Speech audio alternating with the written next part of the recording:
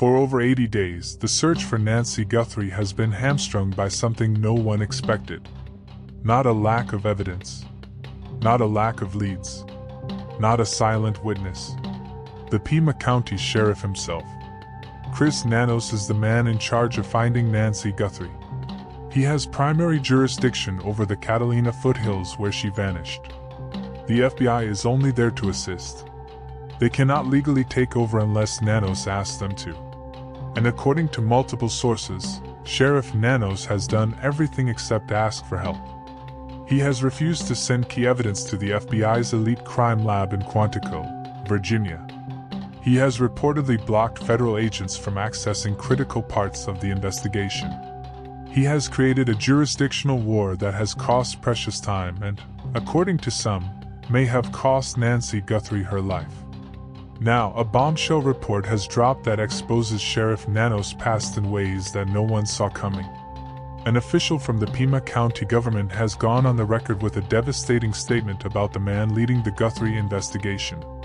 Quote, "He's a bad cop." End quote. Those 3 words have sent shockwaves through the true crime community. But it gets worse. Much worse.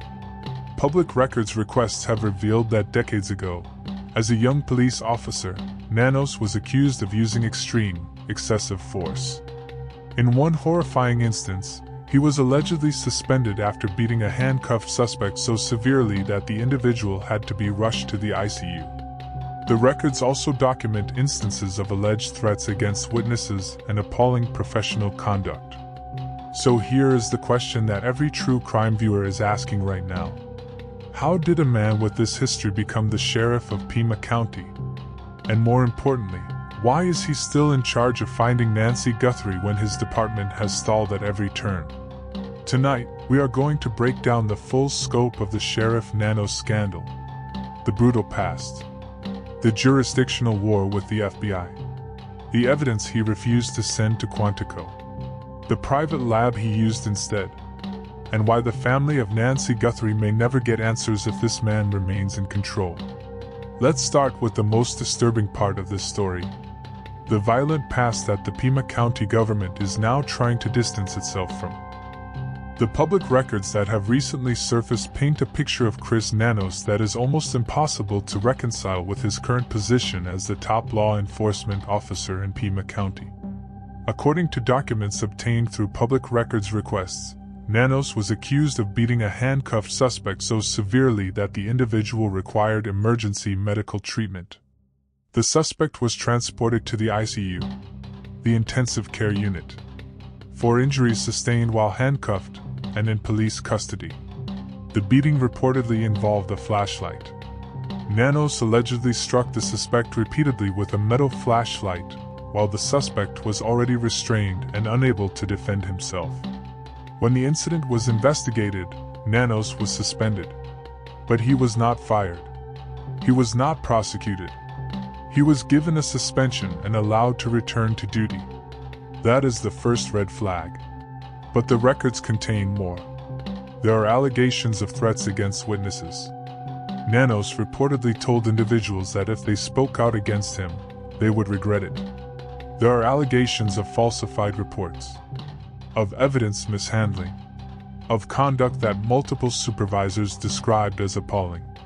Yet Nanos continued to rise through the ranks. He was promoted. He was protected. He was eventually elected sheriff of Pima County. Now, let me be very clear about something. These are allegations. They are documented in public records, but they are allegations. Nanos has not been convicted of any crime related to these incidents. His defenders say that the records are old, that they do not reflect who he is today, and that he has been a dedicated public servant for decades. But here is the problem with that defense. When you are leading the most high-profile missing persons case in the country, your past matters. When you are reportedly blocking the FBI from accessing evidence, your past matters. When the family of an 84-year-old woman is waiting for answers, your past matters. And the Pima County government seems to agree. An official from the county has now gone on the record with a devastating assessment of Sheriff Nanos. The official reportedly said, quote, He's a bad cop. He's always been a bad cop. And everyone in this department knows it." End quote. That is not anonymous gossip. That is an official from the county government speaking on the record. The statement has sent shockwaves through the investigation. If the county government does not trust its own sheriff, how can the public trust him? How can the FBI trust him? How can Nancy Guthrie's family trust him? The answer is becoming increasingly clear. They don't. The conflict between Sheriff Nanos and the FBI is not speculation. It is documented. It is ongoing. And it may be the single biggest obstacle to finding Nancy Guthrie. Here is what we know. When Nancy Guthrie vanished from her Catalina Foothills home on January 31st, the FBI immediately offered assistance. Federal agents have resources that local law enforcement does not. Access to national databases, advanced forensic technology, a network of experts in everything from DNA analysis to criminal profiling. Sheriff Nanos reportedly refused their help. Not initially. Not partially. He reportedly told FBI agents that he did not want them involved. He wanted to handle the investigation himself. But as the days turned into weeks and the weeks turned into months, the pressure mounted. The public demanded answers. The media demanded transparency. The family demanded action. Eventually, Nanos was forced to accept FBI assistance. But according to sources close to the investigation, he has continued to block federal agents at every turn. The most glaring example involves a glove found at the crime scene. This glove is potentially critical evidence. It did not belong to Nancy Guthrie. It did not match any other items in her home. It could contain the DNA of the masked man who ripped the Ring camera off her front door. When the FBI asked to send the glove to their elite National Crime Laboratory in Quantico, Virginia, Sheriff Nanos reportedly refused. Instead, he insisted on sending the glove to a private lab in Florida. A lab that cost the county approximately $200,000. A lab that is not connected to the FBI's national databases. A lab that may not have the same advanced technology as Quantico. Why would a local sheriff block the FBI from using the best forensic lab on the planet? The answer may lie in Sheriff Nanos' documented history of conflict with federal agencies. Public records show that Nanos has had multiple run-ins with the FBI over the years. He has reportedly been investigated for misconduct related to his treatment of federal detainees. He has reportedly made statements criticizing the FBI's involvement in local matters. In other words, this is not a new conflict. It is a long-standing grudge. And now, that grudge may be putting the Nancy Guthrie investigation at risk. The FBI has reportedly expressed frustration with Nanos' refusal to cooperate fully. Federal agents believe that if they had been given immediate access to the crime scene evidence, they might have identified the masked man by now. Instead, they are still waiting, still analyzing, still hoping that the private lab in Florida will produce results that can be used in court. Meanwhile, Nancy Guthrie remains missing. Her family remains in agony. And the public remains in the dark. Let me dig deeper into the private lab decision, because this is where the scandal becomes potentially criminal. When Sheriff Nanos refused to send the glove to Quantico, he reportedly chose a lab in Florida that has no connection to the FBI's national DNA database. Why does that matter? The FBI's database, known as CODIS, contains millions of DNA profiles from convicted offenders, arrestee samples, and crime scenes across the country. When a DNA sample is uploaded to CODIS, it is automatically compared against every profile in the database. If the glove contained a masked man's DNA, and if that DNA was entered into CODIS, it could have generated a match within days. Even if the suspect had never been arrested before, his DNA could have been linked to other crime scenes, to family members, or to genetic genealogy databases. But by sending the glove to a private lab, Sheriff Nanos bypassed CODIS entirely.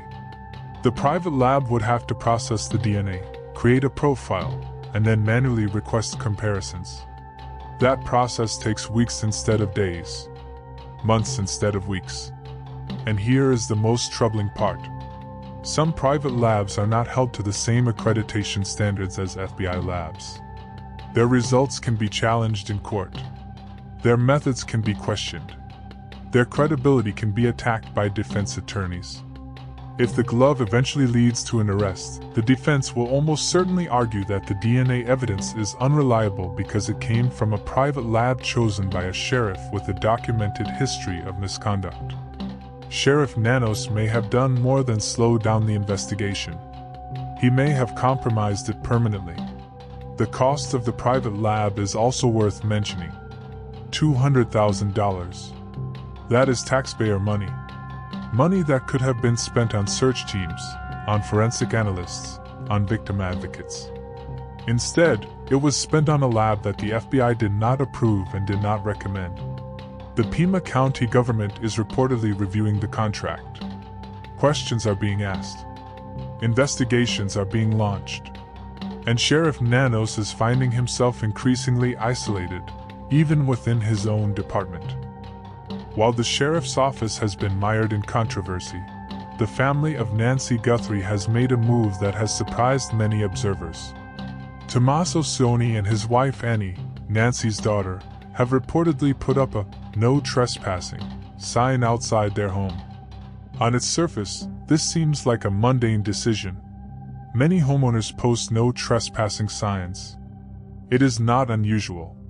But in the context of this case, the sign has sparked intense speculation. Why now?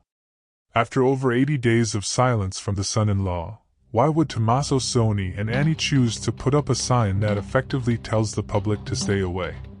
True crime communities have offered several theories. The first theory is that the family has been harassed by the public. Internet sleuths have reportedly been driving past their home, taking photos, and posting them online. The sign could be a simple attempt to reclaim their privacy. The second theory is more ominous. Some believe that the sign is an attempt to keep investigators or media away from the property. If Tommaso Cioni is involved in Nancy's disappearance, he would have every reason to want people to stay at a distance. The third theory is legal. A "No Trespassing" sign creates a clear boundary. If someone crosses it, they can be charged with trespassing.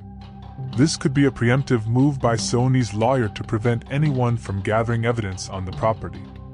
Neighbors have reportedly expressed confusion about the sign. Some say they have not seen any harassment. Others say they have seen cars slowing down in front of the Cioni home, but nothing that would warrant a sign. The timing is also worth noting. The sign appeared shortly after reports emerged that the FBI was taking a closer look at Cioni's timeline. Coincidence?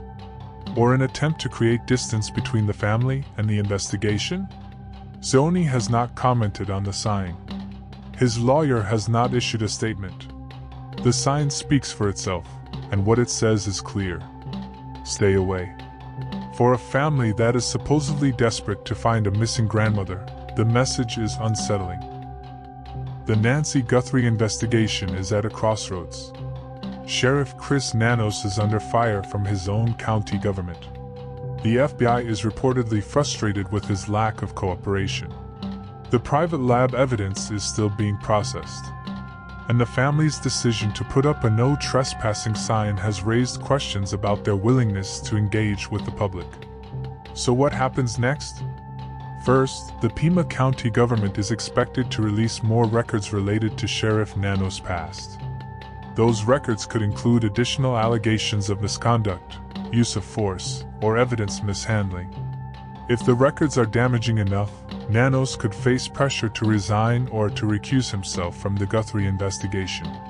Second, the FBI is reportedly considering whether to request a formal takeover of the case. Under federal law, the Attorney General can authorize the FBI to supersede local jurisdiction if there is evidence of misconduct or if the investigation is being mishandled. That is a dramatic step, but it is not off the table. Third, the DNA from the private lab is expected to be completed soon. If it generates a match, the masked man could be identified within weeks. If it does not, the investigation may stall indefinitely. Fourth, the family's no trespassing sign may become a legal issue if investigators need to search the Sioni property. A sign does not block a search warrant, but it does signal that the family is not welcoming of scrutiny. One thing is certain: the public will not stop watching. True crime communities will not stop analyzing. And this channel will not stop covering every single update.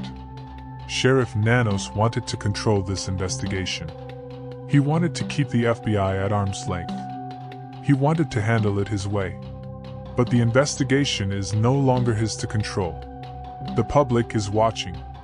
The media is reporting. And the truth has a way of coming out, no matter how hard anyone tries to hide it. Sheriff Chris Nanos is a bad cop. Those are not my words. Those are the words of a Pima County official who spoke on the record about the man leading the Nancy Guthrie investigation. A man who beat a handcuffed suspect so badly that the victim ended up in the ICU.